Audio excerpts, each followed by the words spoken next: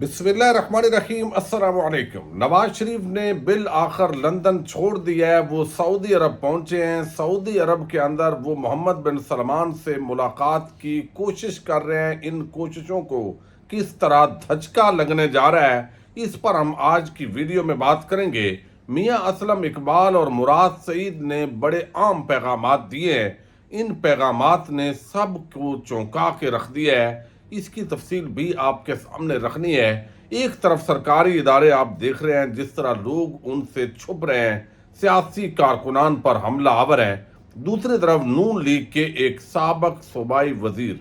उस वजीर ने किस तरह एक डॉक्टर पर जुल्म किया है। अब वीडियो स्टेटमेंट भी आ गई है, वो भी आपके सामने रखनी है। उम्मीद है आप समाप्त करेंगे और अपने कीमती फीडबैक से ज़रूर आगाह करेंगे। इस वक्त अगर आप पाकिस्तान का ओवरऑल तजिया करें, जो हालात जा रहे हैं, चोरी डकैती कत्ल गारत गरी बड़ी आम है और हमारे जो सरकारी इदारे हैं वो सिफारिश और रिश्वत के जरिए चल रहे हैं। पाकिस्तान का ये इतना बड़ा क्लैप्स है सिस्टम का कि जिसकी वजह से जो ओवरसीज हैं उनका भी पाकिस्तान पर वो ट्रस्ट नहीं रहा। जब वो देखते हैं कि जब मिडल ईस्ट के अंदर या वो यूरोपीय ममालिक के अंदर जहाँ जमहूरियत हो या बादशाहत हो, दोनों सूरतों के अंदर जो अमन व अमान होता है, जो कानून की अमलदारी होती है, वो पाकिस्तान में नज़र नहीं आती। और फिर जो हुकूमत के अंदर होते हैं वो तो जिस पर चाहें जैसे मुकदमाबाजी करें, जिसको चाहें वो थानों को ऑपरेट करें, वो FIO को ऑपरेट करें, वो FBR को ऑपरेट करें। और फिर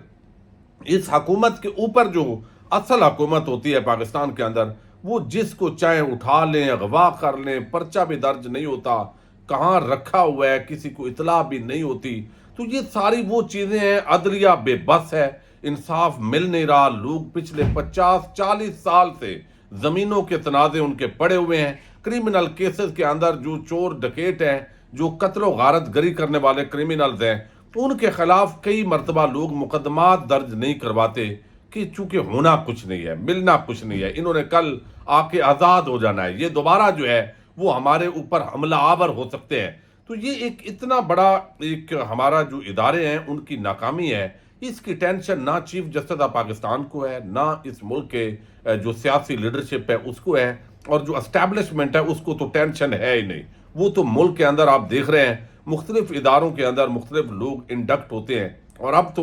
जो है वो बहुत सारे नैब समेत जो इदारे हैं उनके अंदर भी जो है वो हमारे फौजी अफसर वो चले गए हैं। पहले कुछ रिटायर्ड होते थे। अब उसके अंदर क्या होगा कि जो इंसाफ नहीं होगा, जिसके खिलाफ भी कोई मामला होगा, वो ज़ाहिर है एस्टैब्लिशमेंट पर तनकीद करेगा। तो ये चीज़ें जो है हमारे ताकतवर इदारों को समझने की ज़रूरत है। अवाम के वोट को पांव तले रौंद दिया गया है, आइन कानून उस पर अमल दरामद नहीं होता। और इन ये जो सूरत हाल है, इसके अंदर सिवाय इसके कि आप मुल्की असासे बेचें, वो आपके अरब ममालिक और कुछ खरीदने के अंदर दिलचस्पी लेंगे, उनको आप ज़मीनें दें, वो ज़मीनों के अंदर काश्त भी कर लेंगे, इसको आप इन्वेस्टमेंट का नाम दें या इसको जो भी नाम दें, या आप कहें कि सोने और चांदी के ये ज़खायर हैं, ये निकाल लो, आपको भी कुछ बचेगा, हमें भी बचेगा।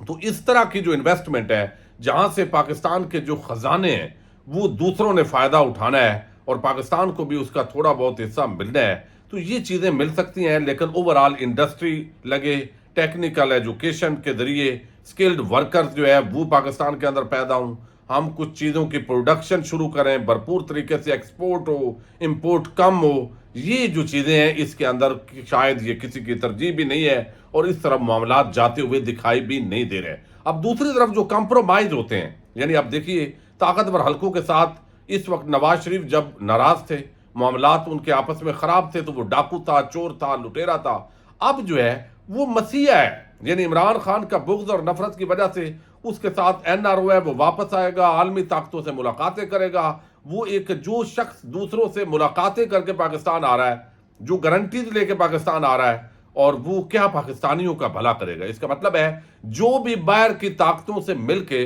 कुछ गारंटीज लेके आए, उसको नाम जो भी दे दिया जाए तो वो पाकिस्तानियों पर आके सवार हो जाए, तो फिर क्या पाकिस्तान जो है वो एक आज़ाद और ख़ुद मुख्तार रियासत है? ये फिर सवाल पैदा होता है। यानी हमारी जो आम तकर्रियाँ हैं उस पर हमारे दोस्त मुल्क चाइना की भी नज़र होती है, अमेरिका की भी नज़र होती है, हमारे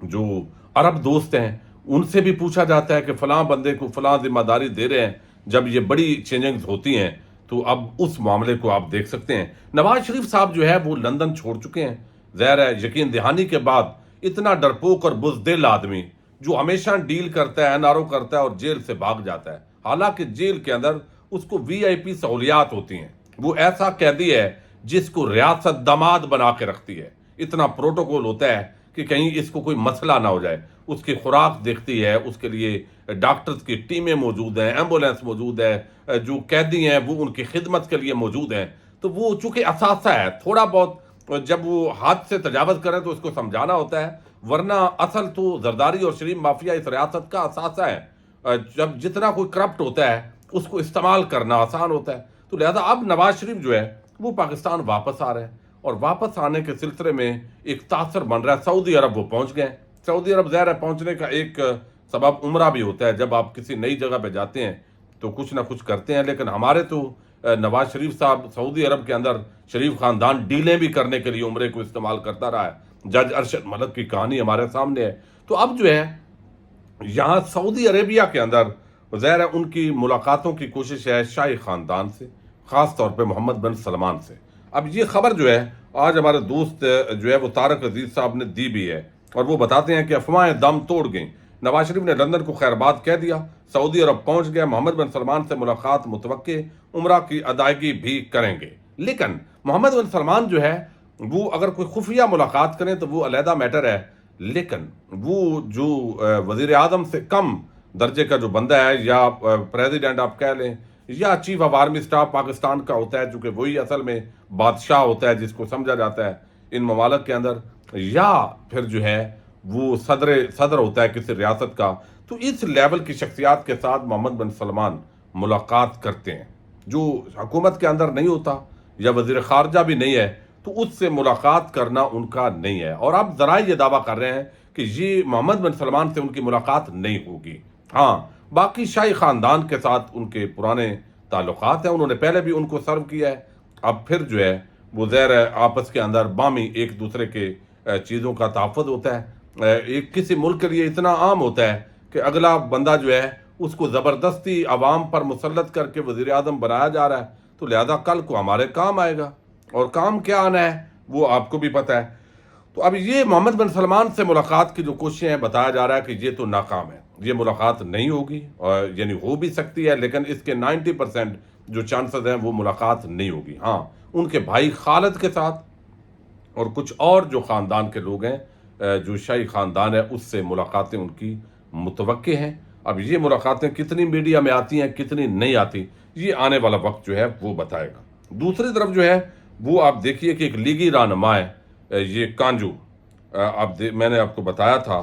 اور یہ ایک ڈاکٹر صاحب ہیں جن پر بڑا ظلم کیا گیا، کروڑ پکا ہے، یہ تحصیل لودھرا کی جو ہے وہ ضلع لودھرا کی تحصیل ہے، نون لیگ کے رہنما اور سابق وزیر مملکت برائے اب جو ہے وہ یہ عبد الرحمان کانجو،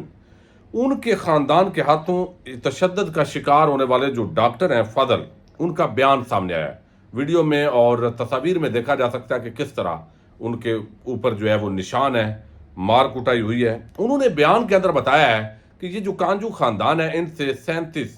اور 36 ایکڑ زمین انہوں نے خریدی تھی، خریدنے کے بعد تھوڑے عرصے بعد ان کو لگا کہ یہ زمین ہمیں واپس لینی ہے، اب وہ واپس لینے پر تلے ہوئے ہیں، جبکہ میں نے یہ بچوں کے لیے زمین اس وقت پیسے دے کے خریدی تھی، اس وقت اب وہ کہتے ہیں کہ ڈیرے پر لے جا کر، پہلے میرے والد صاحب وہاں کھیتی باڑی کے لیے گئے ہوئے تھے، ان کو تشدد کا نشانہ بنایا گیا، پھر جب میں گیا وہاں پہ چلیں لڑائی جھگڑا بعد میں دیکھیں گے، میں ان کو ہاسپٹل لے کے جاؤں تو میرے اوپر 30-40 لوگوں نے حملہ کر دیا، اور یہ چاہتے ہیں کہ کسی طریقے سے یہ زمین جو ہے یہ ان کو واپس دی جائے، اور پہلے ان کو پیسوں کی ضرورت تھی، تو یہ اس کے اندر ایک سابق MP ملوث ہیں، اور میرا نتیجہ لینے کے لیے پولیس نے تاخیری حربے استعمال کی ہیں، اور مخالف پارٹی نے فرضی میڈیکل بنوایا اور ان کی FIR بھی درج ہو گئی ہے، لیکن 24 گھنٹے کے باوجود گزرنے کے باوجود ہماری FIR درج نہیں کی جا رہی، اعلیٰ حکام سے مدد کی اپیل ہے، یہ اس ڈاکٹر نے میسج دیا ہے۔ اب IG پنجاب اور CCPOs اور نیچے DIGs اور جو RPOs ہیں اور پھر نیچے DPOs، ان سے سوال یہ ہے کہ آپ تحریک انصاف کے اگر سیاسی ورکرز ہوں، وہ کوئی ورکر کنونشن کریں، وہ کوئی جلسہ کریں، اس پر تو آپ کی بہادری ہمیں نظر آتی ہے کہ آپ بڑے بہادر ہیں ماشاءاللہ، ماؤں بہنوں بیٹیوں کی چادر چار دیواری کا تقدس پامال کرنا ہو، اور جس طرح عمار ننھے عمار کی ڈیتھ ہوئی، یعنی ایسا ایک خوف و ہراس بچوں کے لیے، بزرگوں کے لیے، یہ ہمیں بہادری آپ کی نظر آتی ہے، لیکن یہاں پہ آپ ٹھوس کیوں ہو جاتے ہیں؟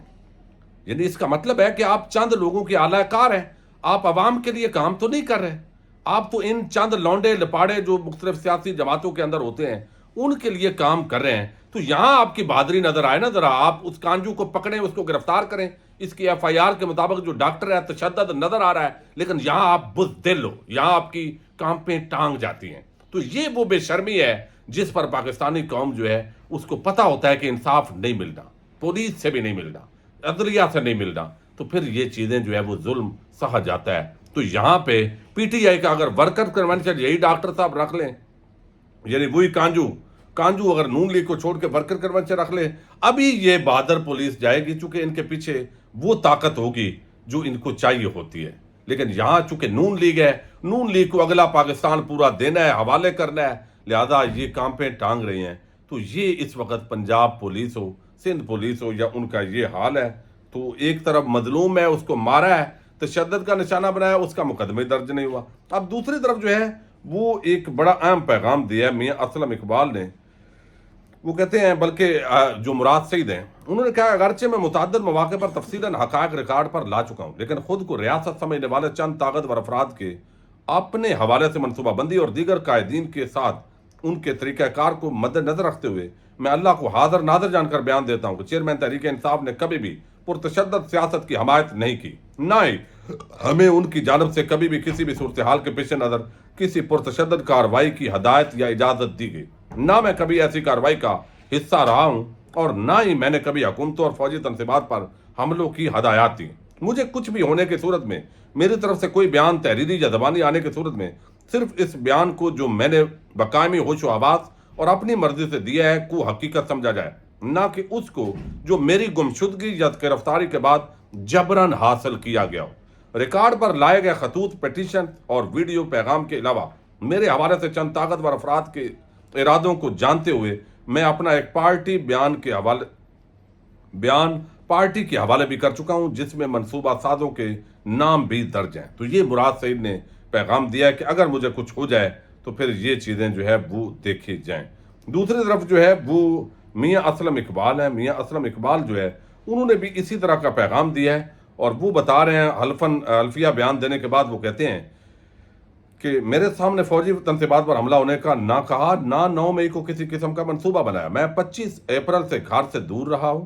میرے گھر کے قریبی ڈونگی گراؤنڈ میں عمران خان کی تقریر سننے کے لیے سکرین نصب کی گئی۔ پولیس نے بغیر کسی وجہ کے وہاں ریڈ کی اور مجھے گرفتار کرنے کی کوشش کی، اور اگلے دن مجھ پر اور میرے ساتھیوں پر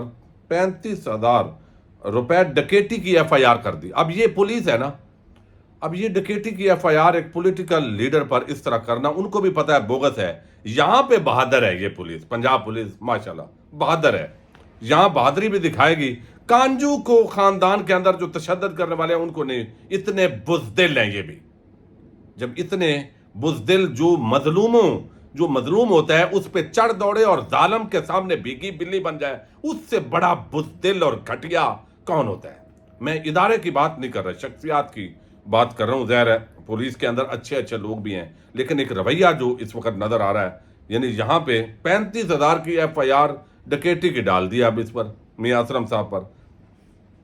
وہ کہتے ہیں 9 مئی کو ٹی وی پر دیکھ کر عمران خان کی گرفتاری کا معلوم ہوا۔ میں 7 مئی کو بیٹی کے نکاح کے انویٹیشن کے سلسلے میں لاہور سے باہر تھا، نہ کسی پی ٹی آئی رہنما کے ساتھ رابطہ تھا، اور نہ میں 9 مئی کے واقعے میں شریک تھا۔ نہ ہماری ایسی تربیت ہے کہ ہم اپنے لوگوں کو یا وطن کی املاک کو نقصان پہنچائیں، لیکن پھر مجھے بھی اسی جو ہے وہ 9 مئی کے واقعات میں ڈال دیا گیا، اور یہ سارا اس طرح سٹیٹمنٹس ہیں۔ بہرحال یہ سلسلہ ملک میں چل رہا ہے۔ اللہ تعالیٰ آپ کا حامی و ناصر ہو۔ السلام علیکم۔